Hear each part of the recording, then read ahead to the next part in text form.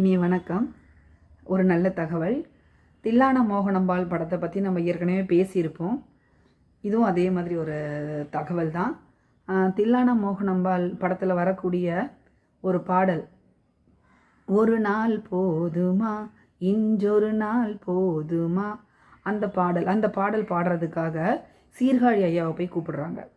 அப்போ சீர்காழி ஐயா என்ன சொன்னார்னு பார்த்தீங்கன்னா, அந்த பாடல் பாடக்கூடிய கதாபாத்திரம் தோற்று போகக்கூடிய கதாபாத்திரம் அந்த பாடல் பாடி, அதனால் அந்த பாடல் நான் பாட மாட்டேன் அப்படின்னு சொல்லிட்டார்.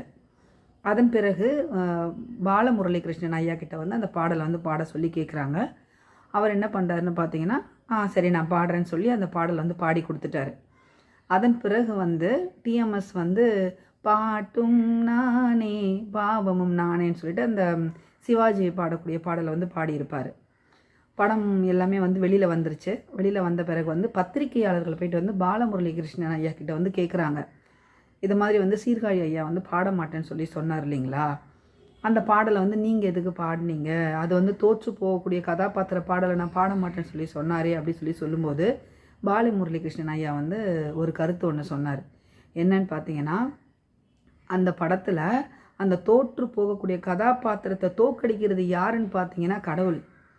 என்ன அந்த கடவுளே வந்தால் தான் தோக்கடிக்க முடியும். நான் தோற்று போனது கடவுள்கிட்ட தான்.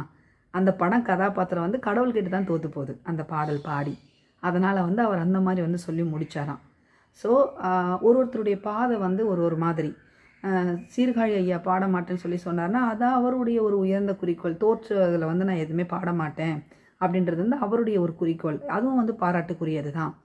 அப்படி அந்த பாடலை பாடினாலும் அதுக்கான விளக்கம் தந்தார் பாருங்கள் இவர் என்ன விளக்கம் தராருன்னு பார்த்தீங்கன்னா, தோற்று போகக்கூடிய கதாபாத்திர பாடலை தான் நான் பாடினேன், ஆனால் நான் யார்கிட்ட தோத்தேன்னு பார்த்தீங்கன்னா என்ன தோக்கடிக்கிறனால அந்த கடவுளே வந்தால் தான் முடியும் அப்படின்னு சொன்னாராம். என்ன ஒரு அருமையான மனிதர்கள் அப்போ இருந்திருக்காங்க பாருங்கள். நன்றி.